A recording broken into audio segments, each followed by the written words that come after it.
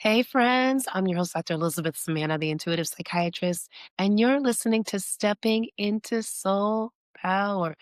Friends, relationships are a huge part of our lives. And this episode is for the people who looking for somebody.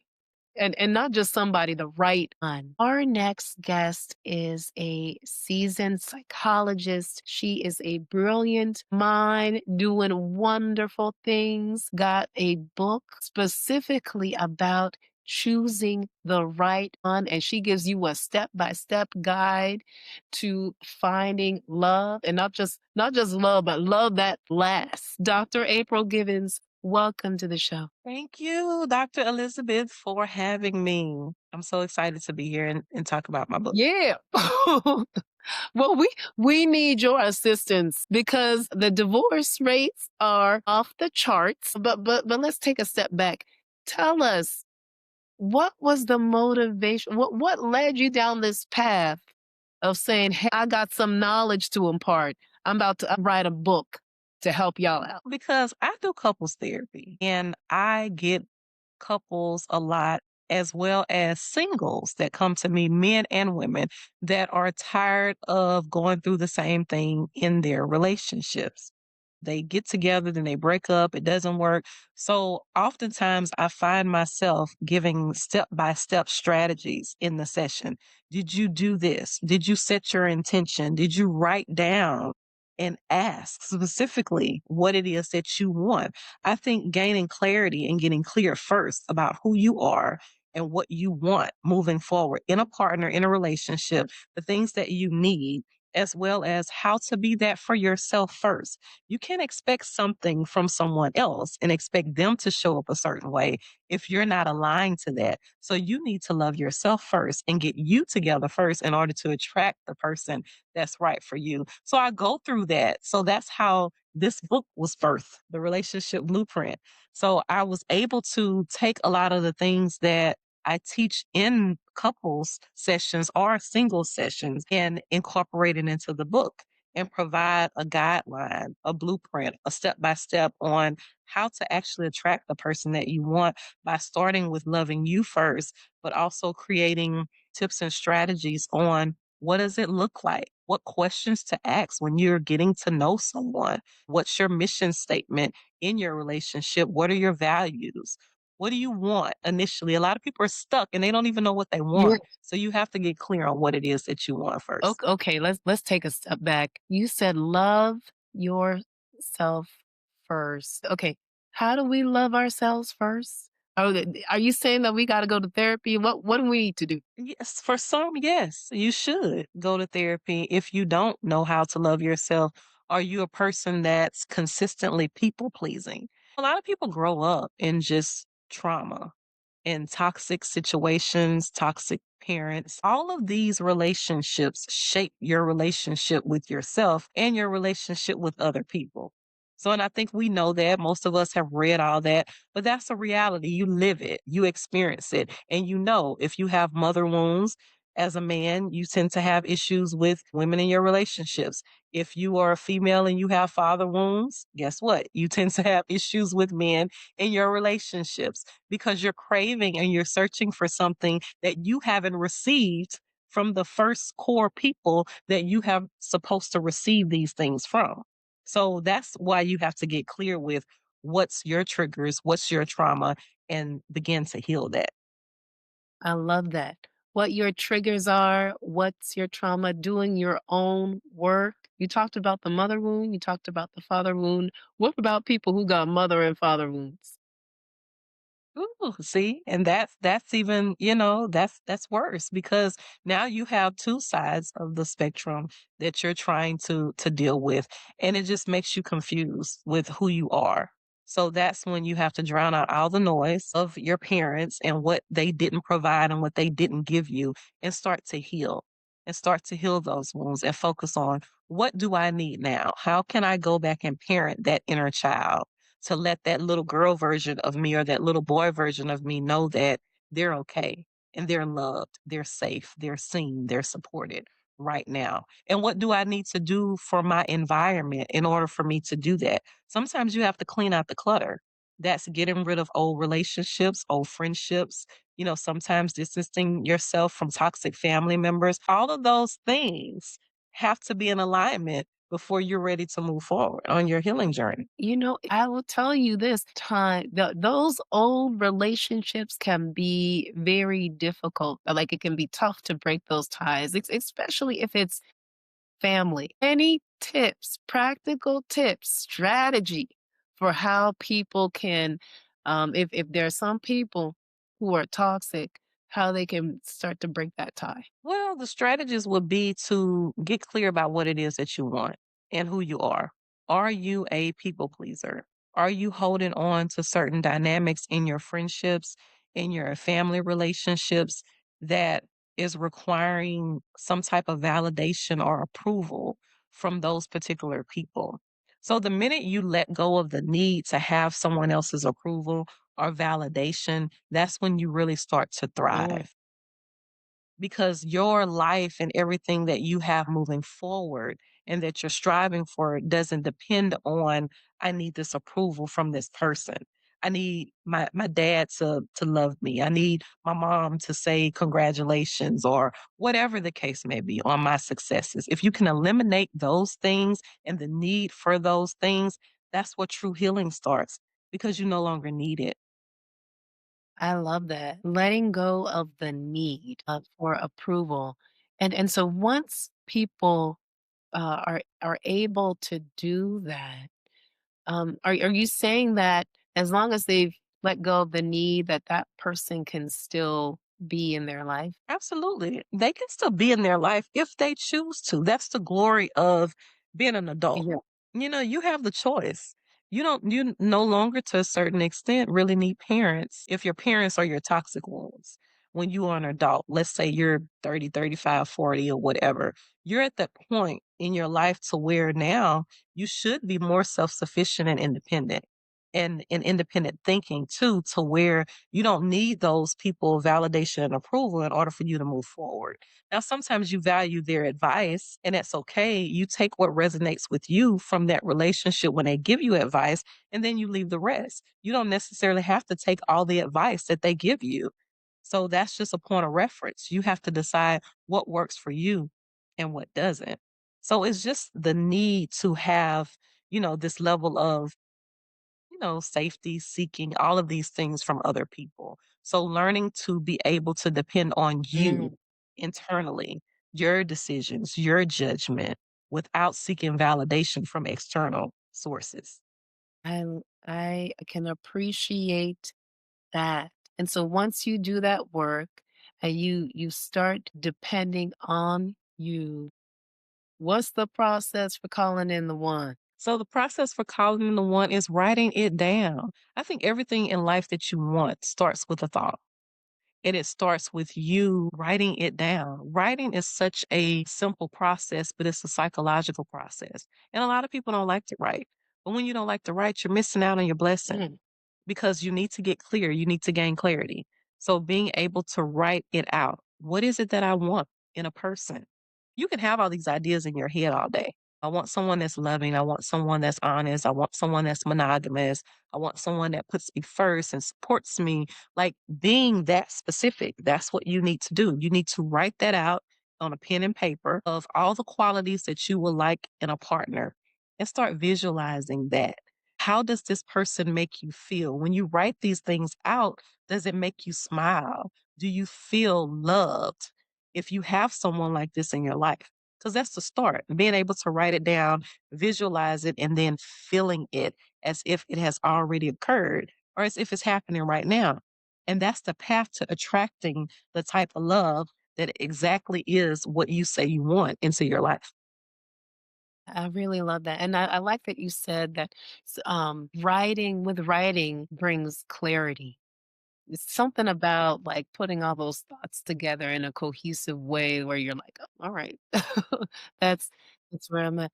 I wonder if there are other ways to make that more potent. Like, I mean, should people be speaking it? Like, well, I guess what are your thoughts? People should do all of that. So I kind of talk about some of those things in the book. I also provide exercises So, different blueprint exercises to where they would have an opportunity in the book to answer some questions and get clear on what it is that you want.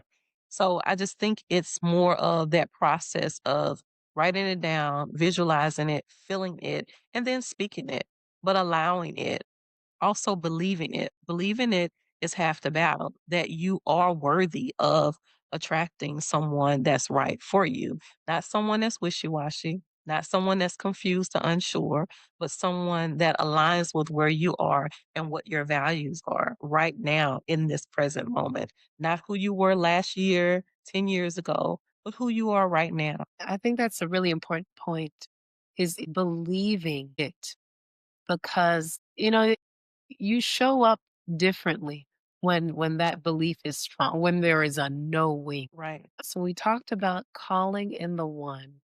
All right. So let's say that some magic happens. We meet that person. It's one thing to find that person. It's a whole other thing to stay together. I feel like people meet the one.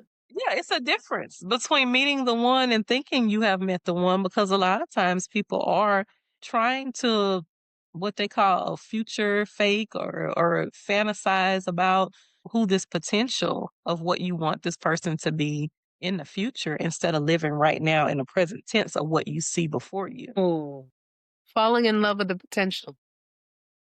I like that. I like that. Think they meet. Okay. Okay. Let's say they meet the one, right?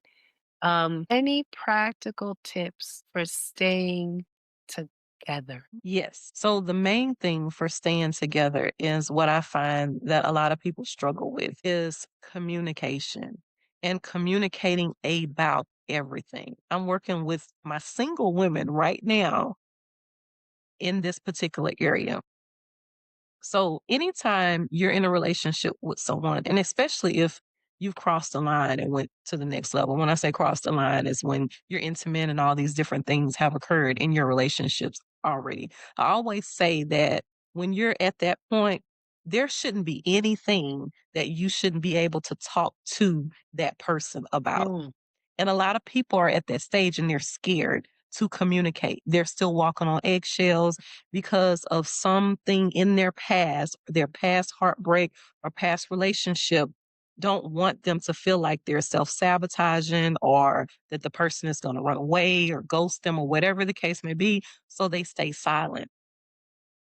When you first meet someone, that you're in your critical stage, the first 3 months of getting to know them, that is when you should be asking the most questions, communicating about everything, your likes, your dislikes, your values, your pet peeves, your finances, your stability, your future plans. What does that look like? What are their goals? What are your goals? What are your goals in relationships? Do you want kids? Do you have kids? All these different things should be communicated.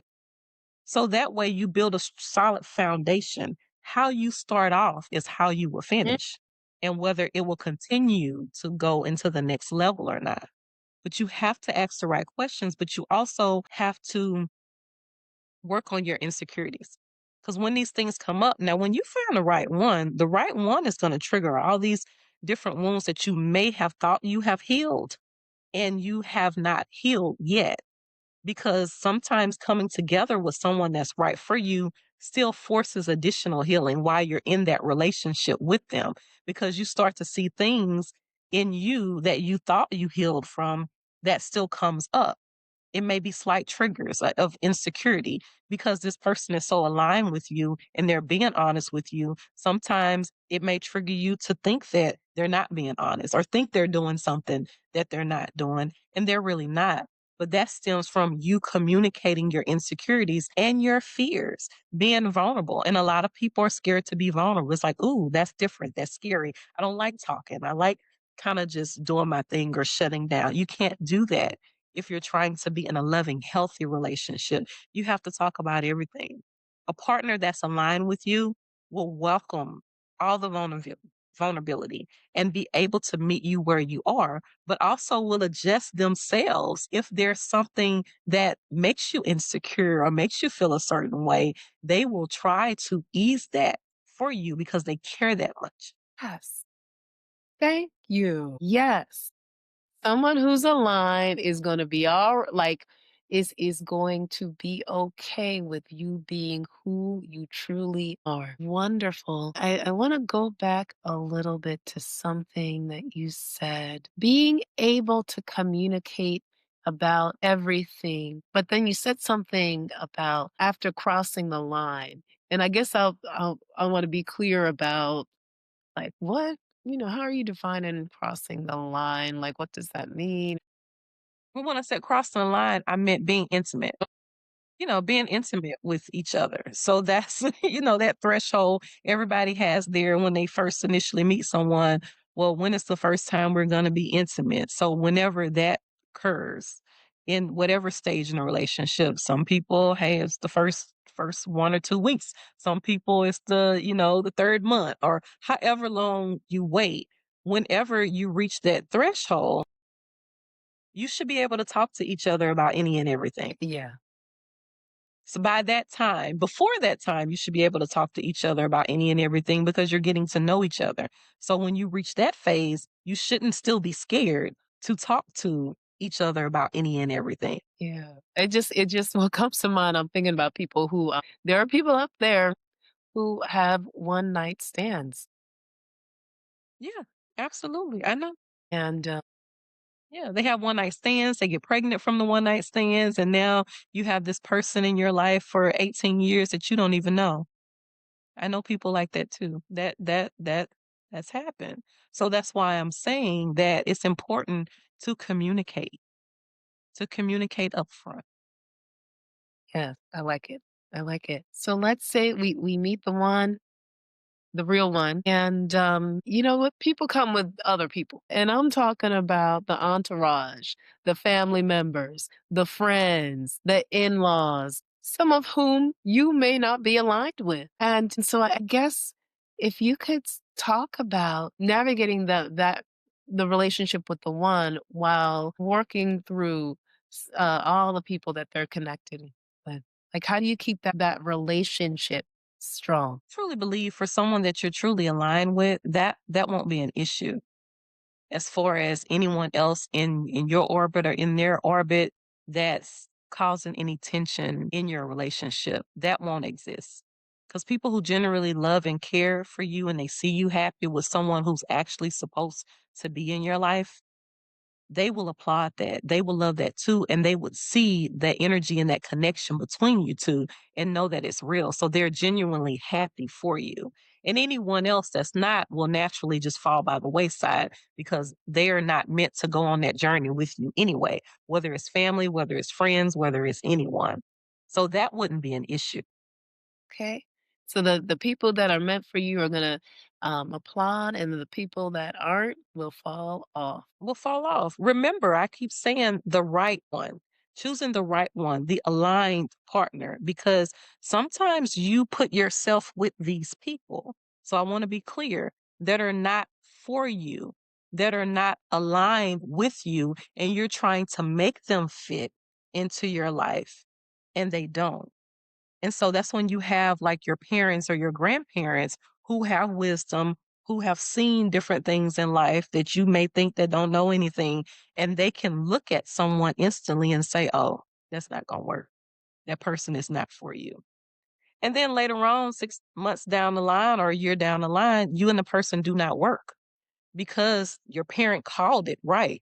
Those are actual cases too, that they were actually right about that person. And it just took some time for you to experience it to come to the same conclusion and know that that person was not right for you. So when someone is right for you, everyone in your orbit will see that this person is right for you. Okay.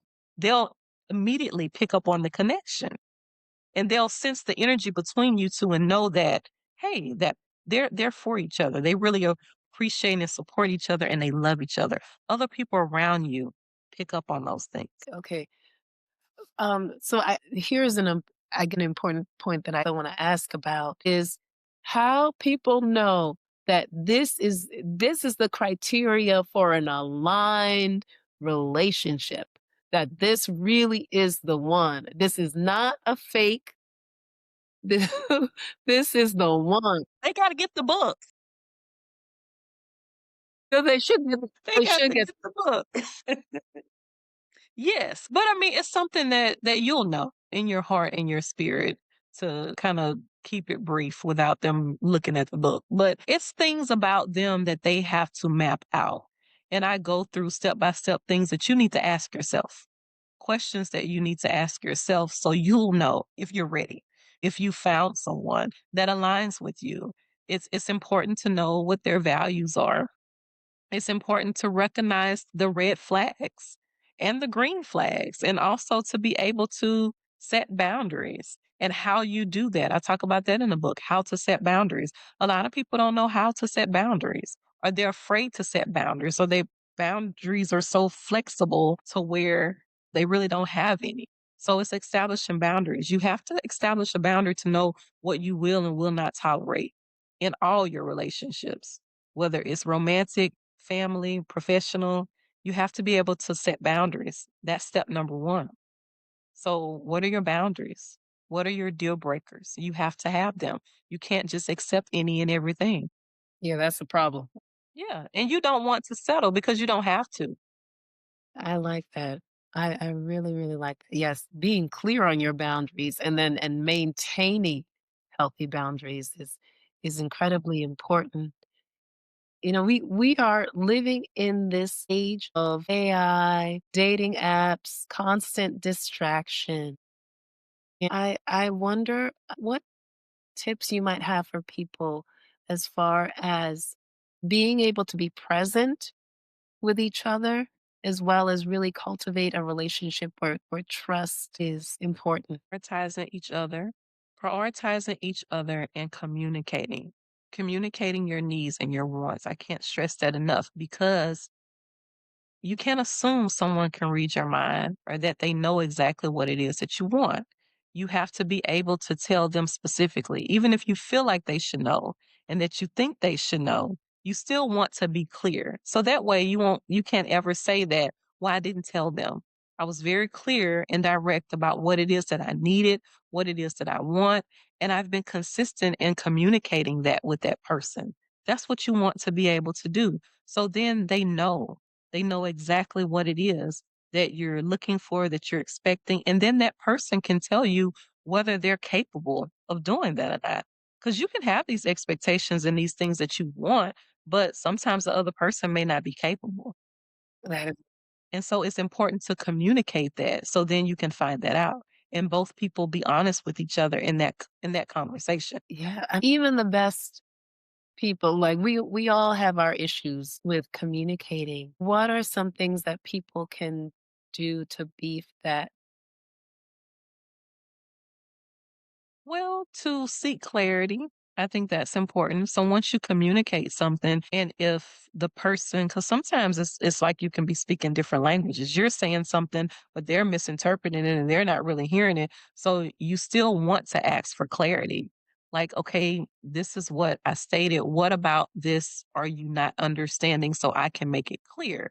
And so then they can express to you what it is that they may have a disconnect with, and you can try to speak clearly to help them understand that.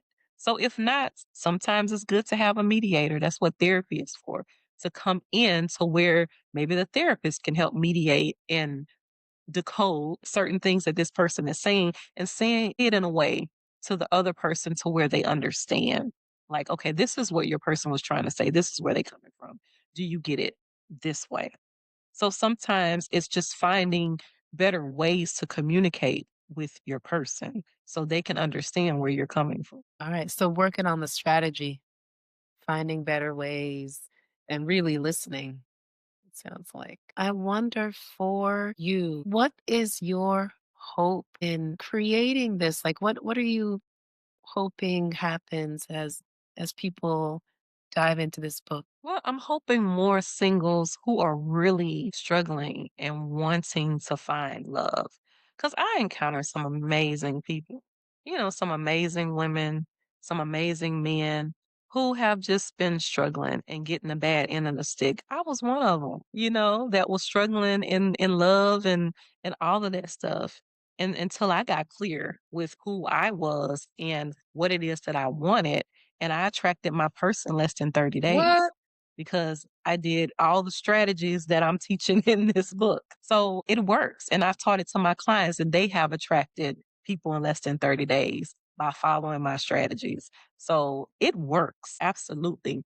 It's just a matter of you being in that place to where you're ready and you're open and you're willing to be vulnerable. Yes. I love it, love it, love it. I know that our audience members are going to want to get in contact with you.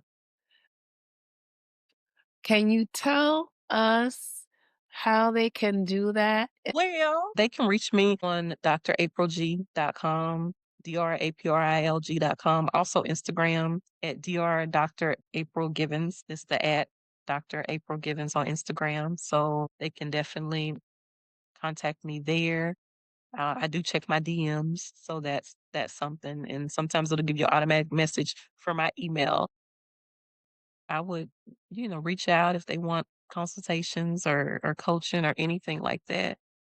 Yeah, get my book. I think so far I've gotten really great feedback of how it has helped just really outline and give you another tool, resource to think about on your path to being able to choosing the right one for you. Because the key is you don't want someone that's perfect. You want someone that's perfect for you. Yes, yes. I can second a lot of the things that you talked about today. It's just when you do your own work, like the clarity that comes with that. I love that you started with that and all the tips that you provided to helping people really cultivate a truly meaningful relationship. Dr. April Givens, thank you so much for being on the show. You are welcome. Thank you for having me.